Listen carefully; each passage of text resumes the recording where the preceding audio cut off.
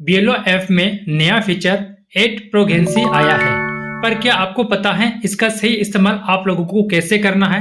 सी और D category के मतदाताओं की मैपिंग सिस्टम से जो ए कैटेगरी वाले वोटर की पहले से ही वेरिफिकेशन हो रखा है उनका फिर से आपको किस प्रकार से वेरिफिकेशन करना है, और बीएलओ से जुड़े वो सवाल जिनके जवाब हर कोई ढूंढ रहा है, सब आपको इस वीडियो में मिलेगा आसान भाषा में और लाइव ऐप डेमो के साथ में।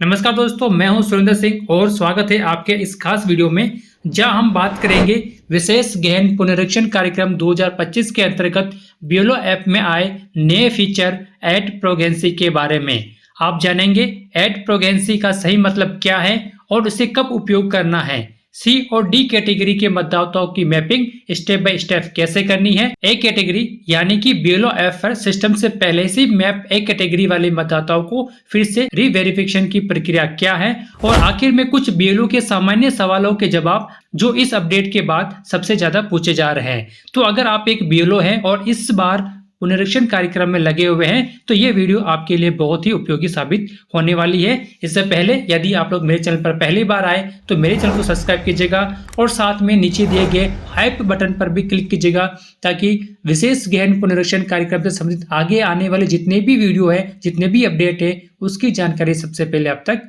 पहुंचती रहे। तो सबसे पहले आप लोग अपनी बीएलओ ऐप को ओपन कर लीजिएगा और देखिए ओपन करने के बाद में नीचे आपको एक ऑप्शन मिलेगा mapping of इलेक्टर with previous SIR। इस वाले ऑप्शन पे आप लोग क्लिक कीजिएगा। क्लिक करने के बाद में अब आप लोगों को यहाँ पर दो प्रकार के ऑप्शन मिलेंगे। सबसे पहले मैं आपको बता देता हूँ कि आप लोगों ने पहले ही एक कैटेगरी की मतदाता की मैपिंग कर ली होगी। यदि अभी तक आप लोगों ने एक कैटेगरी के मतदाता की मैपिंग नहीं करी है तो इस पर पहले से मैंने एक वीडियो बना रखी है, आप मेरे चैनल पर जाकर उस वीडियो को देख सकते हैं। और एक कैटेगरी की मतदाता की मैपिंग सबसे पहले आप लोगों को करनी है। जैसा कि आपके स्क्रीन पर दिखाई दे रहा होगा कि यहाँ पर देखिए दो अलग अलग कलर दिखाई दे रहे हैं। तो पहले वाले कलर जो कि बीएलओ ऐप पर सिस्टम के द्वारा एक कैटेगरी के मतदाता को ऑटोमेटिक मैप किया गया था, यानी कि जिनका नाम 2002 या 2003 की सूची में है तो उनको सिस्टम ने ऑटोमेटिक मैप कर दिया था। और नीचे एक डार्क कलर में दूसरा कलर आपको दिखाई दे रहा होगा जिन्होंने बीएलओ साथियों ने इसको मैपिंग करी होगी एक कैटेगरी वाले मतदाताओं की। अब यहाँ पर ऐड प्रोगेंसी का आप लोग किस प्रकार से यूज करना है, किस प्रकार से सी कैटेगरी और डी कैटेगरी के मतदाताओं को मैपिंग करनी है, इससे पहले आप लोगों को सिस्टम के द्वारा जो मैप किए गए इलेक्टर हैं उनको वापस से रीवेरीफाई करना है या फिर अनमैप्ड इलेक्टर करना है। देखिए अपने एग्जाम्पल के लिए मैं आप लोगों को बता रहा हूँ। एक यहाँ पर देखिए केली नाम की एक महिला है जिसको सिस्टम ने मैप किया है।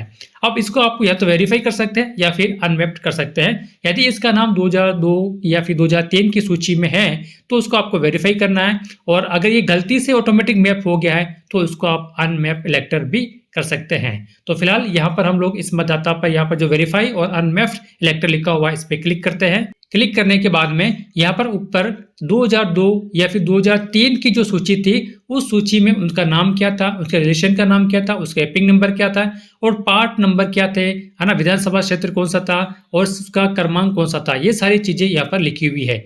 अब देखिए यहाँ पर जो नाम लिखा हुआ आ रहा है वो थोड़ा सा अलग भाषा में लिखा हुआ आ रहा है क्योंकि 2002 में जो लैंग्वेज चलती थी वो अब सिस्टम उसको ऑटोमेटिक कैच नहीं कर पा रहा है।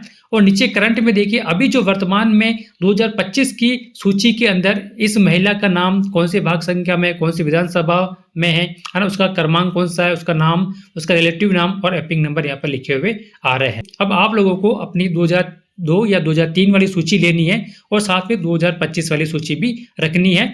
और इसके जो पार्ट सीरियल नंबर दे रखे हैं, दोनों सीरियल नंबर नए और पुराने दोनों में आप लोगों को देख लेना है। अगर आपको दोनों जगह इस मतदाता का नाम मिल रहा है और सीरियल नंबर भी सही है, पार्ट नंबर भी सही है, सारी कुछ चीजें सही है तो आप लोगों उसको वेरीफाई कर देना है। यदि मान लीजिए ये सिस्टम ने यहाँ पर ऑटोमेटिक मैप कर दिया था लेकिन ये मतदाता वास्तव में 2002 की सूची में नहीं है तो उसको आप लोग यहाँ से अनमैप कर सकते हैं। फिलहाल ऐसा अनमैप वाला ऑप्शन बहुत ही कम केस में आप लोगों को मिल सकता है। अधिकतर वोटर को बीएलओ ऐप ने सिस्टम द्वारा सही तरीके से मैप किया है। तो फिलहाल ये जो मतदाता है ये बिल्कुल सही है, इसको यहाँ से मैं वेरीफाई कर देता हूँ। अब देखिए जैसे इसको मैंने वेरीफाई किया है अब फिर से ये डार्क कलर के अंतर्गत हो गया है। पहले ये लाइट कलर में था, अब ये डार्क कलर में हो चुका है, यानी कि इसको भी बीएलओ ने वेरीफाई कर दिया है। तो इस प्रकार से आपके बीएलओ ऐप में जितने भी सिस्टम द्वारा मैप किए गए हैं उन सभी को वापस से रीवेरीफाई करना है। अब दूसरा ऑप्शन की हम लोग बात करते हैं ऐड प्रोगेंसी। अब देखिए प्रोगेंसी शब्द का मतलब होता है संतान, यानी उत्तराधिकारी, यानी कि आगे आने वाली पीढ़ी। इसको आपको किस प्रकार से यूज करना है। मान लीजिए ये जो पहला इलेक्टर है जिसका नाम मोहम्मद है, इसको आप लोगों को ऐड प्रेगनेंसी करना है। अब मोहम्मद नाम के जो मतदाता हैं इसके वर्तमान में 2025 की सूची में या इनके बेटे और बेटियों का नाम 2025 की सूची में है। अगर यदि इनके बेटे और बेटियों का नाम 2025 की सूची में है तो आप लोगों को ऐड प्रेगनेंसी वाला ऑप्शन है उसको यूज में लेना है। लेकिन साथ में आपको ध्यान भी रखना है 40 साल से कम वाले मतदाताओं को ही आप लोगों को ऐड प्रेगनेंसी के अंतर्गत लेना है। 40 साल से ऊपर वालों को बी कैटेगरी के अंतर्गत आ जाते हैं तो उनको आप लोग नहीं लेना है। अभी तक बी कैटेगरी को किस प्रकार से मैप करना है इसका ऑप्शन अभी एक्टिव नहीं हुआ है, तो अभी सिर्फ सी और डी कैटेगरी वाले मतदाताओं का ही ऑप्शन यहाँ पर एक्टिव हुआ है। तो ऐड प्रेगनेंसी को आप लोग सही तरीके से किस प्रकार से कर सकते हैं इसके लिए यहाँ पर मैं एक एग्जांपल के रूप में आप लोगों को समझाता हूँ। देखिए यहाँ पर 2025 की सूची का एक पेज आपके स्क्रीन पर शो हो रहा है और यहाँ पर मैं उसी मतदाता को ले रहा हूँ, मोहम्मद नाम के मतदाता को। अब ये जो मोहम्मद नाम का मतदाता है ये एक कैटेगरी के अंतर्गत है। देखिए आप लोगों ने इस प्रकार से A B C D category में डिवाइड कर दिया होगा। यदि इस प्रकार से आप लोगों ने डिवाइड नहीं किया है तो आप लोग मेरे चैनल पर इसको किस प्रकार से डिटेल में डिवाइड करना है A B C D category के अंतर्गत आप लोग मेरे चैनल पर जाकर उस वीडियो को देख सकते हैं। अब देखिए यहाँ पर जो मोहम्मद नाम का मतदाता है वो ए श्रेणी कैटेगरी का मतदाता है क्योंकि इसका नाम 2002 की सूची में है और ये पार्ट नंबर 50 है और 2002 की सूची में ये 3 नंबर सीरियल क्रमांक के ऊपर इसका नाम है। इसी प्रकार से इसकी पत्नी का नाम 50 नंबर पार्ट संख्या के अंतर्गत 4 नंबर पर क्रमांक 4 पर इसका नाम है। अब ये जो मोहम्मद नाम का मतदाता है इसके जो पुत्र है यहाँ पर देखिए मुकेश मोहम्मद यहाँ पर लिखा हुआ आप लोगों को दिखाई दे रहा होगा। इसी प्रकार से ये भल्ला मोहम्मद भी इसी का पुत्र है। अब इसको यहाँ पर मैंने सी कैटेगरी में डिवाइड कर दिया है। अब सी कैटेगरी में भी दो प्रकार की कैटेगरी हो सकती है, एक C1 एक C2। C1 यानी कि ऐसे मतदाता जिनके माता पिता का नाम 2002 की सूची में है और C2 ऐसे मतदाता जिनका नाम 2002 की सूची में नहीं है। इसी प्रकार से आप लोगों को डी जो कैटेगरी है उसको भी आप लोग दो भागों में डिवाइड कर देना है। D1 का मतलब ऐसे मतदाता जिनका माता पिता का नाम 2002 की सूची में है और D3 का मतलब ऐसे मतदाता जिनका माता पिता का नाम 2002 की सूची में नहीं है। C1 का मतलब हो गया यानी कि इस मतदाता से एक डॉक्यूमेंट लेना है।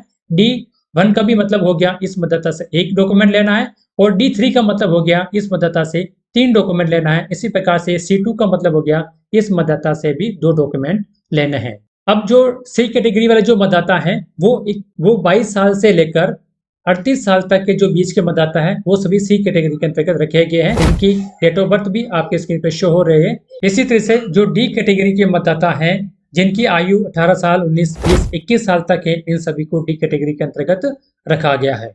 अब आप लोगों को सी और डी कैटेगरी की मैपिंग किस प्रकार से करनी है तो यहाँ पर देखिए मोहम्मद नाम का मतदाता है, एक कैटेगरी के अंतर्गत आता है। इसके यहाँ पर 3 बच्चे हैं, भल्ला है, मुकेश है और एक इसका और बच्चा है। यहाँ पर देखिए मुल्तान इसका भी बच्चा है। तो इस प्रकार से आप लोग वोटिंग लिस्ट से भी अगर पिता का नाम मिल रहा है तो आप लोग पहचान सकते हैं कि यही इनके बच्चे हैं। और भी कंफर्म करने के लिए आप लोग मतदाता से कांटेक्ट कर सकते हैं। अब मेरे को यह पता चल चुका है कि इस मोहम्मद नाम के मतदाता के 3 बच्चे यहाँ पर शो हो रहे हैं। अब इन तीनों बच्चों को आप लोगों को बीलो ऐप के ऊपर मैपिंग करनी है। तो वापस से हम लोग बीलो ऐप के ऊपर आ चुके हैं। ये मोहम्मद नाम का मतदाता है। अब यहाँ पर हम लोगों को ऐड प्रेगनेंसी वाले ऑप्शन पर क्लिक करना है।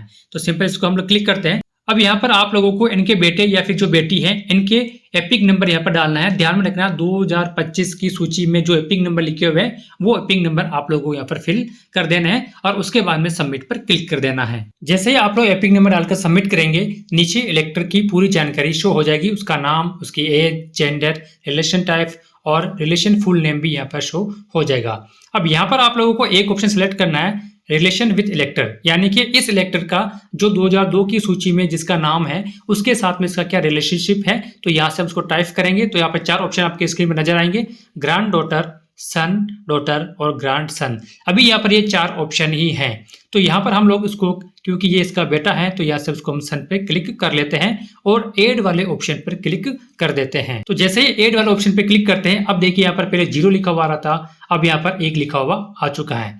अब क्योंकि यहाँ पर देखिए इस मतदाता के 3 बेटे हैं तो आपको फिर से 2 बेटों की और भी आपको मैपिंग करनी है। तो फिर से आप लोगों को ऐड प्रेगनेंसी पे क्लिक करना है और दूसरे जो उसका बेटा है उसके एपिक नंबर डालना है, उसको सबमिट करना है। सबमिट करने के बाद में सबसे लास्ट वाला ऑप्शन रिलेशन वाला ऑप्शन में सन सेलेक्ट कर फिर से उसको सबमिट कर देना है। अब देखिए यहाँ पर ऐड प्रेगनेंसी में 2 लिखे हुए आ चुके हैं, यानी कि एक मतदाता के चाहे कितने भी पुत्र और पुत्रियां हैं और उसका नाम 2025 के लिस्ट में उन सभी को इस प्रकार से आप लोगों को मैपिंग कर देनी है। एट प्रेगनेंसी के अंतर्गत सी और डी कैटेगरी के मतदाताओं को इसकी मैपिंग कर देनी है। अब इससे ये फायदा हो सकता है कि अब आप लोगों को इन मतदाताओं से किसी भी प्रकार का डॉक्यूमेंट लेने की शायद आवश्यकता नहीं हो। अभी इसकी पूरी डिटेल गाइडलाइन नहीं है कि इसको डॉक्यूमेंट, अभी इसकी पूरी गाइडलाइन नहीं आई है। जब आप लोग इनको गणना प्रपत्र देंगे सी और डी कैटेगरी वालों को, तो ऐसे मतदाताओं को जिनकी आप लोगों ने यहाँ पर मैपिंग कर रहे हैं, इनसे किसी प्रकार का डॉक्यूमेंट लेना है या फिर डॉक्यूमेंट नहीं लेना है। फिलहाल आप लोगों को यहाँ पर इसको सी कैटेगरी और डी कैटेगरी के मतदाताओं की इस प्रकार से मैपिंग कर देनी है। तो इस प्रकार से आप लोगों को सिस्टम के द्वारा मैप किए गए जो वोटर है उस रीवेरिफिकेशन करना है और साथ में सी और डी कैटेगरी के मतदाताओं को भी आप लोगों को मैपिंग करनी है। अब हम चलते हैं, कुछ ऐसे सवाल हर बीएलओ साथी के हो सकते हैं। इन सवालों को एक बार आप लोग जरूर देखिएगा और आपको समझ में आ जाएगा। यदि कोई कंफ्यूजन होगा तो वो कंफ्यूजन भी आप लोगों का क्लियर हो जाएगा। प्रेगनेंसी को ऐड किया, उसके बाद थोड़ी देर बाद वह 0 हो जाता है, क्यों? इसके लिए क्या करें? देखिए, कभी कभी क्या होता है, सिस्टम पर ज्यादा लोड होने के कारण जब हम लोग प्रेगनेंसी को ऐड करते हैं तब उस समय कुछ संख्या दर्शा जाता है, लेकिन थोड़ी देर बाद वो 0 हो जाता है। तो इसको घबराने की आपको आवश्यकता नहीं है। आप लोग थोड़ी देर से वेट करना है, 1 दिन या 2 दिन का वेट करना है। अगर फिर भी वो 0 से 1 नहीं हो रहा है तो आप लोग को फिर से मैपिंग कर दीजिएगा। और ये भी आप लोग कर सकते हैं, एक बार आप लोग बीएलओ ऐप को अपडेट कर दीजिएगा या फिर उसको लॉग आउट कर वापस से लॉगिन कर दीजिएगा, तो आपकी जो प्रॉब्लम है वो सॉल्व हो जाएगी। अगला क्वेश्चन जो कि महत्वपूर्ण क्वेश्चन है, एक बाप के बेटे की पत्नी को कैसे जोड़े? यानी कि जो बाप है उसका तो नाम 2002 की श्रेणी में है और उसका जो बेटा है वो सी कैटेगरी के अंतर्गत आता है, तो उसकी भी मैपिंग हम लोगों ने कर दी है। लेकिन उसके बेटे की पत्नी की मैपिंग कैसे करें? तो देखिए, ऐसे मतदाता जो दूसरे गांव से शादी होकर आपके गांव या आपके शहर के अंतर्गत आई है, सी या डी श्रेणी की मतदाता है, तो इसके लिए अभी तक ऐसा कोई भी ऑप्शन बीएलओ ऐप के ऊपर एक्टिव नहीं हुआ है। यानी कि पत्नी को जोड़ने के लिए अभी कोई ऑप्शन एक्टिव नहीं हुआ है। जैसे इस पे कुछ एक्टिव होगा उसकी जानकारी भी मैं आप लोगों को दे दूंगा। डी कैटेगरी वाले वोटर को बाप से जोड़ना है या माँ बाप दोनों से। कुछ डी श्रेणी के मतदाता ऐसे हैं जिनके माँ या बाप किसी एक की मृत्यु हो चुकी है, उनको कैसे ऐड करना है? अब देखिए, चाहे वो सी कैटेगरी का मतदाता हो चाहे डी कैटेगरी का मतदाता हो, आप लोग माता या पिता दोनों में से किसी एक के साथ ही मैपिंग करनी है। ज्यादा बेस्ट रहेगा आप लोग पिताजी के साथ उसकी मैपिंग कर दीजिएगा। अब मान लीजिए माता या पिता में से किसी की एक मृत्यु हो चुकी है, जैसे पिता की मृत्यु हो चुकी है, सिर्फ माँ का ही नाम अभी शेष है, तो आप लोगों को माँ के नाम के साथ उन बच्चों को जोड़ देना है। या फिर यदि माँ की मृत्यु हो चुकी है तो उन बच्चों को आप लोगों को पिताजी के साथ में जोड़ देना है। यदि डी वाले वोटर की केवल माँ है, बाप नहीं, फिर क्या करें? सिर्फ माँ है तो सिर्फ माँ के साथ ही आप लोगों को उसको मैपिंग कर देनी है। क्या एक से ज्यादा संतान को जोड़ सकते हैं? बिल्कुल आप लोग जोड़ सकते हैं। अभी मैंने आपको लाइव डेमो में बताया है कि आप लोग यदि किसी मतदाता के एक से ज्यादा संतान है तो उन सभी संतानों को आप लोग मैपिंग कर सकते हैं, लेकिन वो सी या डी कैटेगरी की मतदाता होनी चाहिए। ये आप लोगों को थोड़ा सा विशेष रूप से ध्यान में रखना है। अगला क्वेश्चन है, जिन लड़कों की शादी हो गई है उनको भी जोड़ना है क्या? यानी कि उनको भी मैप करना है क्या? अब देखिए, आपके भाग संख्या में भी कुछ ऐसी लड़कियां होगी जिनकी शादी हो चुकी है और वो ससुराल जा चुकी है, लेकिन अभी तक उनका 2025 की वोटिंग लिस्ट में नाम चल रहा है। तो सबसे बेस्ट ऑप्शन यही है, इसका फॉर्म नंबर 7 आप लोग भर दीजिएगा और उसको आप वहां से हटा दीजिएगा। अब एक चीज ये भी हो सकती है कि उस लड़की ने वहां जाकर नाम जुड़वा लिया हो। अगर वहां जाकर नाम जुड़वा लिया हो तो आप भी इधर मैप कर देंगे, वो भी उधर मैप कर देंगे, तो ये मैपिंग कुछ गड़बड़ हो जाएगी। इसलिए दोनों तरफ में से किसी एक तरफ की मैपिंग करवानी है। तो सबसे बेस्ट ऑप्शन यही है कि आप लोग ऐसी लड़कियों को या तो आप मैप करें ही नहीं, और नहीं तो उसका 7 नंबर फॉर्म भरकर उसका नाम डिलीट कर दे। कुछ मतदाता ऐसे हैं जिनके नाम 2002 और 2025 की सूची में हैं, लेकिन वे बाहर रहते हैं और इनकी जानकारी हमारे पास नहीं है, तो क्या उन्हें भी मैप करना है? बिल्कुल, आप लोगों को उनको भी एक बार तो मैप करना ही है कि ये ए श्रेणी के मतदाता है। या फिर यदि कोई ए श्रेणी के मतदाता है, उनके अगर बेटे और बेटियां, यदि उनके बेटे का नाम या फिर बेटियों का नाम 2025 की वोटिंग लिस्ट में है, तो एक बार तो आप उसको मैपिंग करनी ही है। कुछ यदि आप लोग उस मतदाता से किसी भी प्रकार से कांटेक्ट कर सके तो आप लोग उनसे गणना प्रपत्र भरवा सकते हैं। यदि कांटेक्ट नहीं हो पाता है तो ऐसी स्थिति में उन मतदाताओं का नाम आपकी मतदाता सूची से हट जाएगा। तो सभी बीएलओ साथी, ये कुछ ऐसे सवाल थे जो कि कॉमन सवाल है और लगभग सभी बीएलओ के हो सकते हैं, आपके भी हो सकते हैं, मेरे भी हो सकते हैं। तो यहाँ पर मैंने इन सवालों के जवाब दे दिए हैं। यदि वीडियो अच्छी लगी तो लाइक कीजिएगा और अपने बीएलओ साथी के साथ इस वीडियो को जरूर शेयर कीजिएगा ताकि वो भी अपना काम आसानी से कर सके। और यदि आप लोग मेरे चैनल पर पहली बार आए तो मेरे चैनल को सब्सक्राइब कीजिएगा, मेरी वीडियो को हाइप कीजिएगा ताकि विशेष ज्ञान प्रदर्शन कार्यक्रम से आगे आने वाले जितने भी अपडेट है उन सभी की जानकारी सबसे पहले आप तक पहुंचती रहे।